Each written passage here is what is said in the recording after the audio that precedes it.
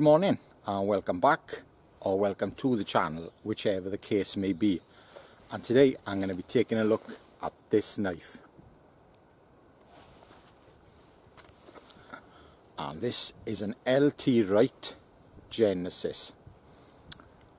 It's got a desert ironwood handle and very sexy yellow liners. It's in A2 steel, and I've been looking forward to reviewing one of these knives for quite a while. Now, this knife isn't new. This is something I've got to address because this knife arrived to me blunt with a chewed up spine.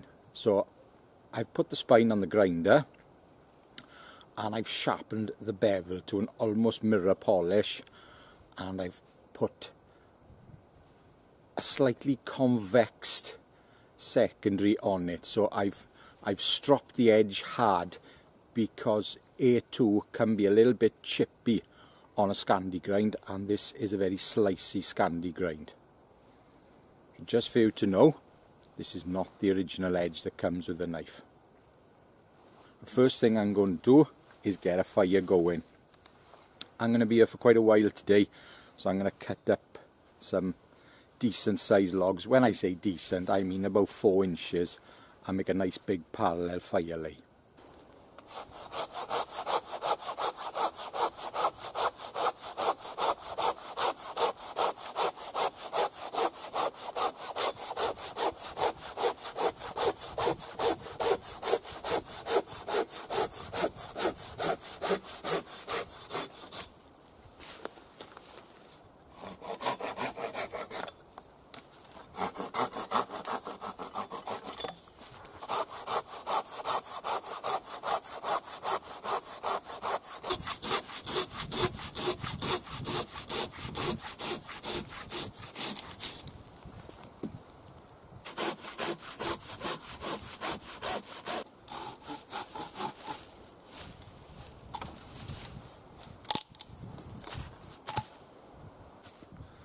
Knotty pieces for fuel, I'll burn them through. No point trying to split them down with a little knife.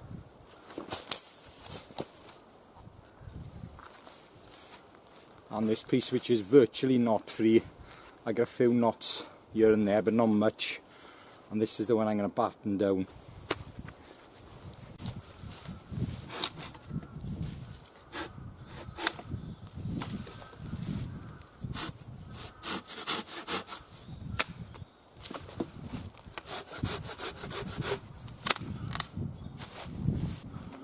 And this stuff is bone dry.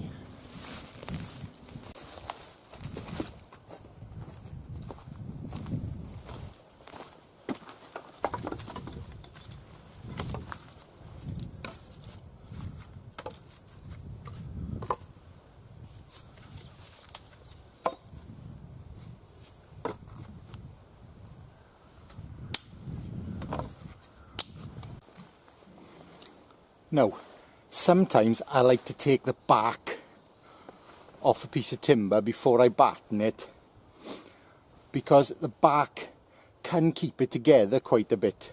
So less stress on the knife, take some bark off.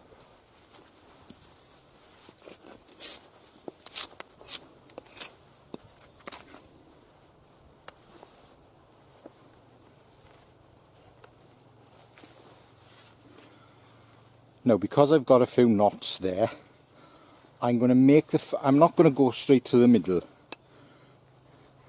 There's hardly any blade sticking out. So I'm going to take it a bit off the side, but I'm going to pick a side first with the least amount of resistance, so the least amount of knots.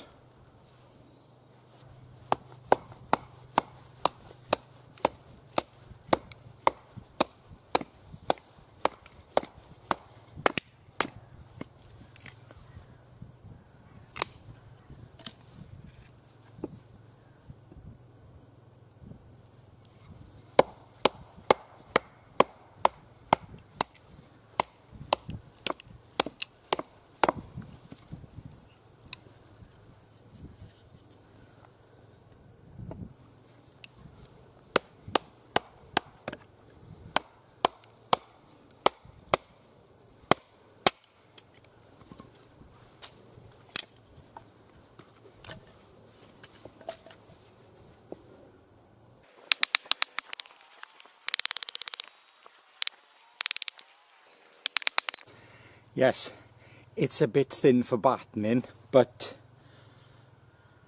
there's zero edge damage so far, and just using the first sliver as a wedge always works fine. Think smart.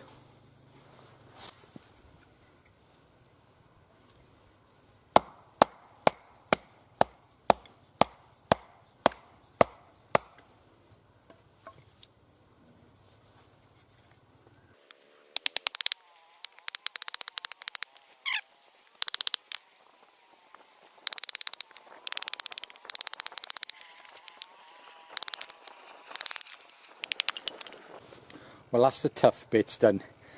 Now, the skeptics among you are probably thinking, why isn't he just using twigs to light the fire? And I have an abundance of twigs here, and literally I would have lit the fire by now, no problem at all. I just want to see what the knife can do, how well the edge holds up.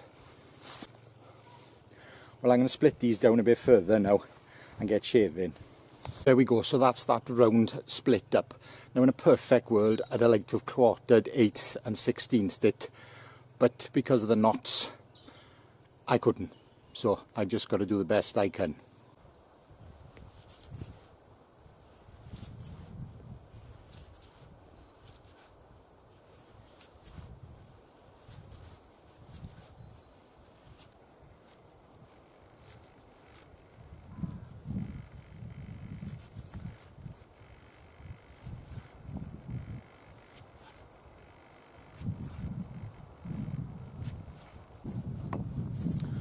My first few curls just turned into big shards.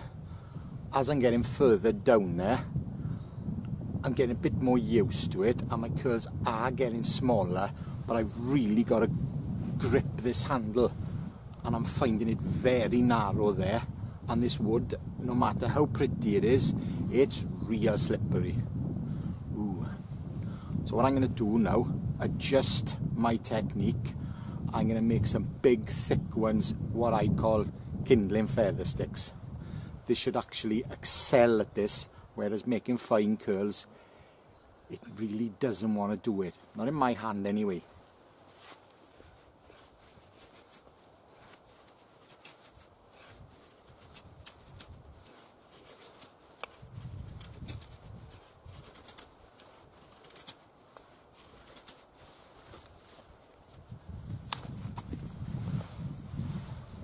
So that's what I mean by a feather stick kindling.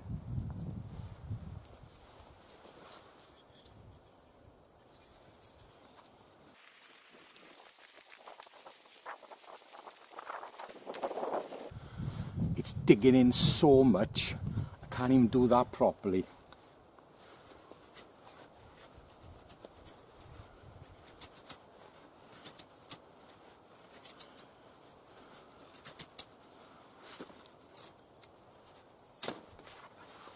I'm going to make a few more then. As long as I got one decent feather stick, and the first one I made is okay, and then I'm going to make a really fine one and ignite the stick. A few more of them big ones and we're good to go. I'll probably use some twigs as well, get it going, and I'm sure it'll light.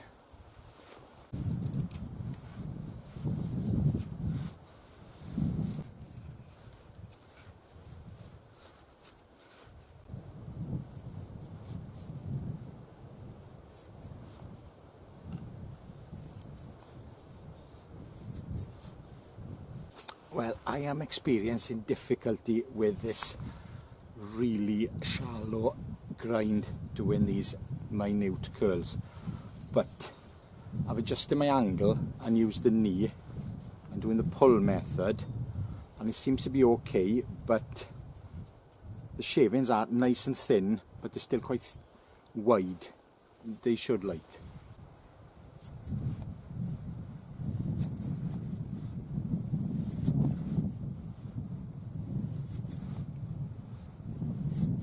Right, so I've got everything I need. I've got a ferro rod, and this is a light my fire bar in an antler handle. Had it for years, used it loads. So it's a light my fire bar, nice and hard, my preferred ferro rod.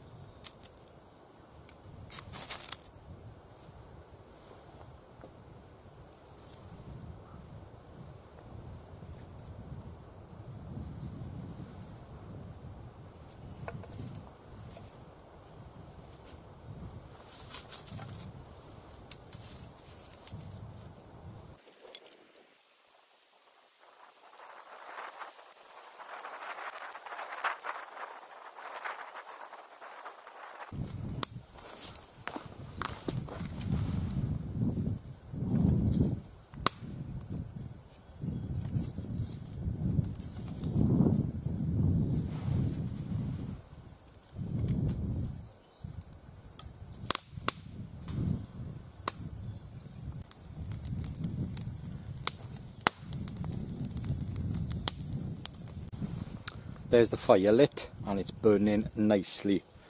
Now, if you were wondering why I left these on earlier and I didn't saw them off, it's because it's a good test of the edge. What I'm going to do, I'm going to batten these off before I put this on the fire. And I am thinking, if I've got my woodsman's wedge with me, I may split this down now. I haven't got my woodsman's wedge with me. I thought it lived in that bag. Got an axe, mine.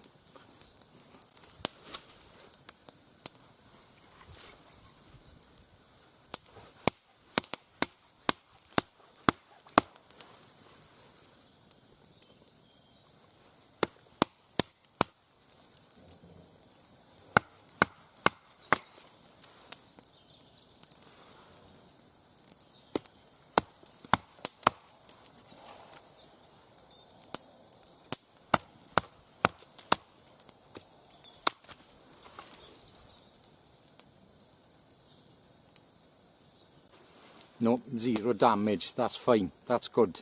I'm quite surprised because I really thought that would chip.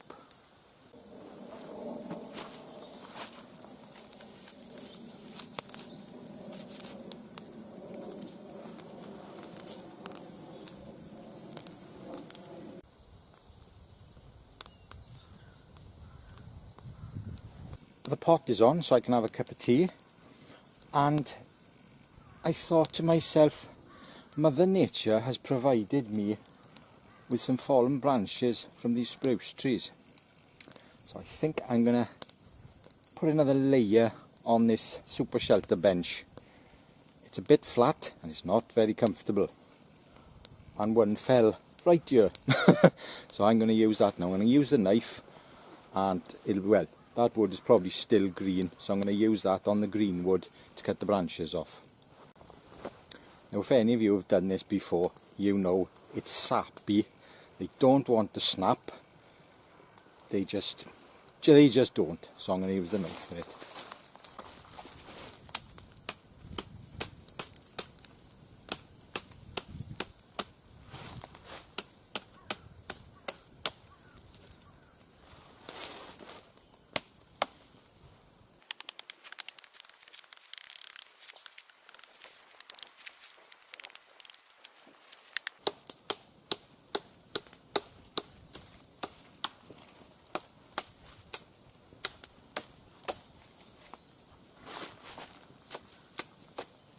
And that's where a slicey grind comes into its own, because it just zips through it.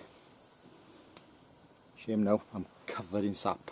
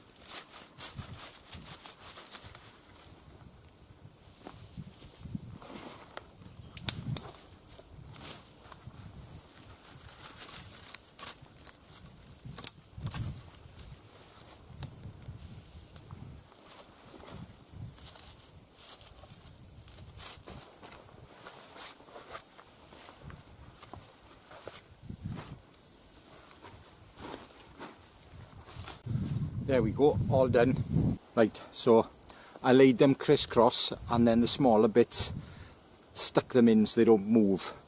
That was a technique I seen with the great Mors Kochanski. Lay them all that way, then they don't move. It's not like you just put them down and when you sleep on it they go all shapes. One top of the other, and then put the smaller sticks in. Shame I'm not sleeping here now.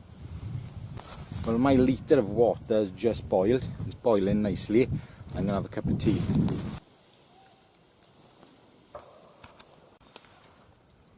The fire has been lit. I've redone my bed. I've had a cup of tea, which is the most important thing. And I'm going to do a little bit of carving with this knife. So edge retention wise and strength, it's performed far better than I expected. I genuinely expected it to chip, especially when I did the last test. I really thought it was going to chip. So sharpening it and convexing the edge on the strop does definitely work. Right, I'm going off in the woods now, and I'm not going to take you with me, because where I've got to go and get a green stick to do a bit of carving, it's a bit dense, so I won't take you with me. You'll see me in a minute.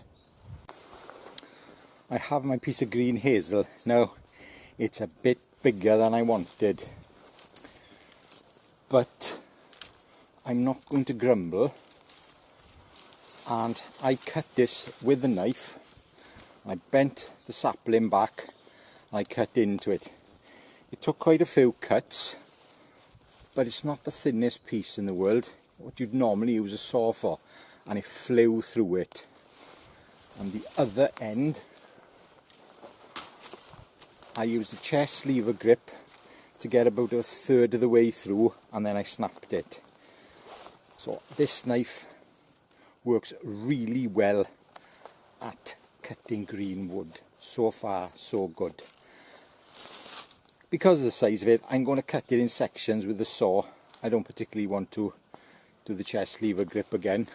So I'm going to cut a few pieces off this with the saw now and make a few notches.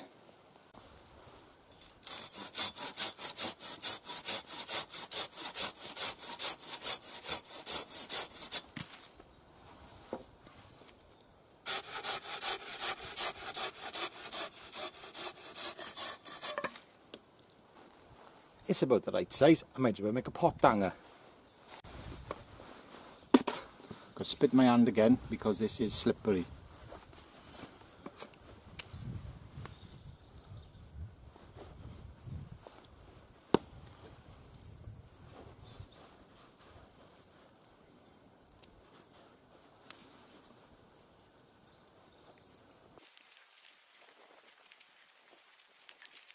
I'm going to stop there, because it's not actually cutting down the grain as well as I'd like it to.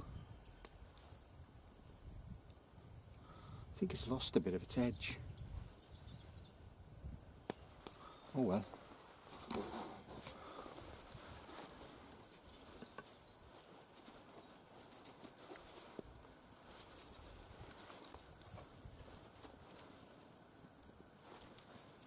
Well, that was surprisingly hard work. I'm quite shocked. I thought that would perform that task a lot better. I think it's lost its edge a bit.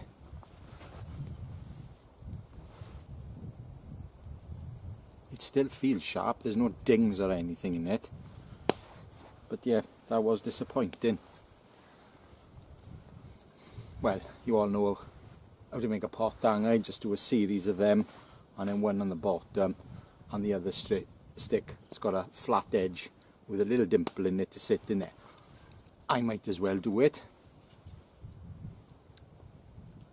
A quicker way I could take some meat off here with a knife, and then I got less carving to do.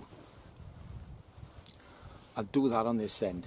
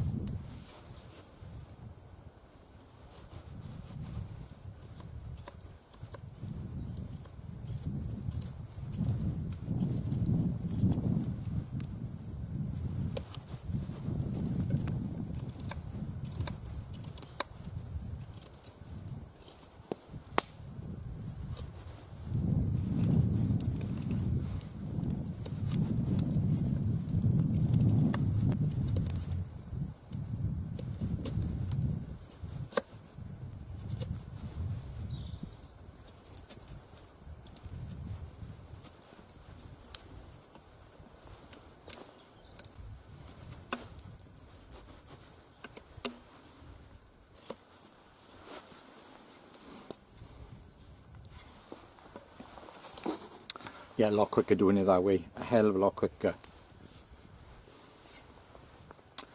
And the even quicker method is to do it with a saw. So you saw in at that angle, and then you come down a bit and you saw at a slightly less of an angle. You put your knife in and you flip it out. That's the quickest way to do it. So really speaking, if I was on a trip or something and I wanted to make one of these quick, I wouldn't even bother with a knife. I'd use a saw. Right, I'm just going to point a flat end on that one, and then you can see where I'm going with this.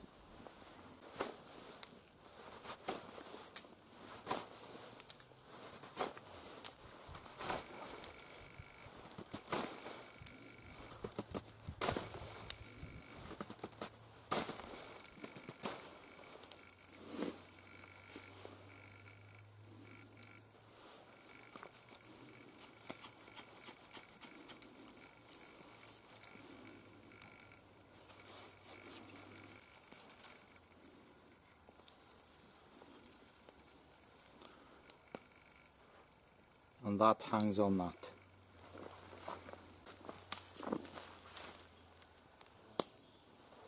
Pot on there, a few different notches, and you got a pot hanger. And my tripod is actually quite dead now, so next time I come out I'll probably finish this off and use this instead of the tripod. Right, that's come to an end. What do I think of this knife? First thing, I'm just going to talk about the sheath. Now, I know that these also come in Kydex sheaths, and the Kydex sheaths they come in are excellent. They're really, really good.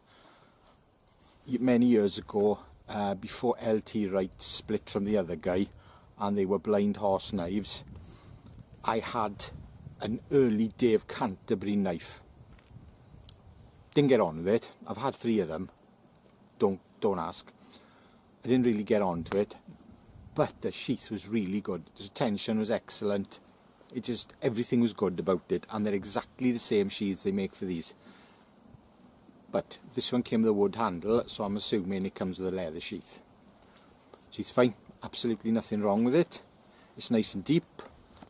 It's not wet formed as far as I can tell, but it's so deep it doesn't really need it, and the knife slides in very nice. It's got a ferro rod loop, but my ferro rod is so worn that if I went like that it would just fall out, so I didn't put it in there. Yeah, nothing wrong with the sheath. I like this affair.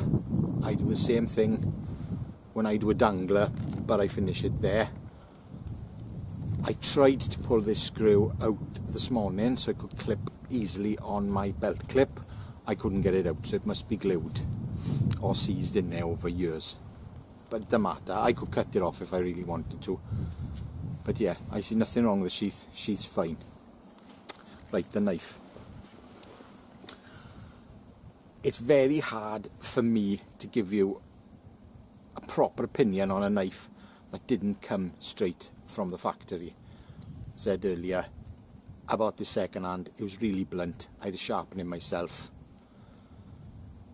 It's still sharp. It's not as sharp as it was. It's held up to everything I've asked of it. Now, I wouldn't batten something ridiculous with a knife like this. I just wouldn't. I think what I did... Hang on, I gotta pull my pot off. It's boiling away. I wouldn't ask anything crazy of this. What I battened down was big enough. I wouldn't go any bigger. I used wedges. It worked fine. If it hadn't have had a couple of knots in it, it would have probably gone through no problem at all. But I can rarely find anything knot free of any length, so that's how it's got to be. The spine, I ground myself, but I know they arrive super sharp, so I can't really comment on that. This handle is too slippery. It's far too slippery. I wish I could get my hands on a new one with a micarta handle, because I know they are not slippery like this. It's really attractive, but it's just too slippery. Feather sticks. No. not the grind. For me personally, feather sticking, it's just too shallow. And I find exactly the same thing with the Skook and Bush tool and quite a lot of other knives of this type.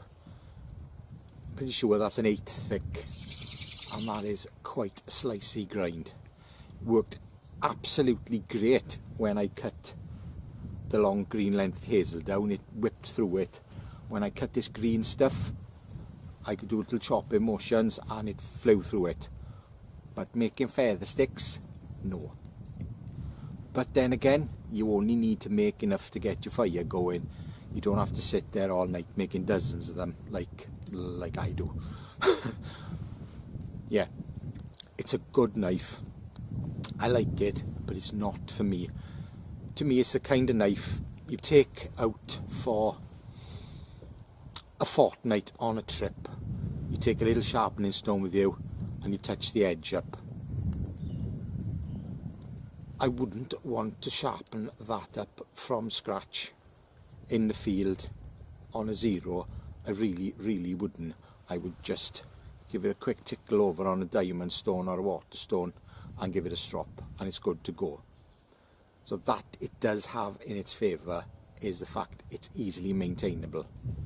So in conclusion, I like the knife, but it's not for me. If I want a knife to go out for a couple of weeks and just do everything with it, I'd pick something like that Demko I reviewed a few weeks back. It's super strong, it's got a really grippy handle, and that's a noisy bird, and it's easily maintained. Or if you bought it in Magna Cut, it'll probably last forever because that stuff's amazing. Yeah, it's nice, it's not for me. Thank you very much for watching. I appreciate your comments, I appreciate your views, and I certainly appreciate a thumbs up. There will be a link in the description to buy me a coffee. If you appreciated this video and appreciate my efforts, that would be great. If you don't want to, don't bother. Right, ta-ra.